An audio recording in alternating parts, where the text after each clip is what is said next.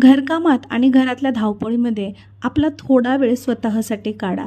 हाच वेळ मनाला शांती देतो आणि आपल्याला पुन्हा उत्साही बनवतो. आत्ता वाजले सायंकाळचे 6 आणि मी दुपारी घरची सगळी कामं झाल्याच्या नंतर थोडा वेळ झोपी गेले होते. उठल्यानंतर मी मस्त फ्रेश झाले आणि त्यानंतर किचनमध्ये गेले. किचनमध्ये तुम्ही पसारा बघू शकता. दिवसभर खाणं पिणं काही ना काही आमचं चालूच असतं.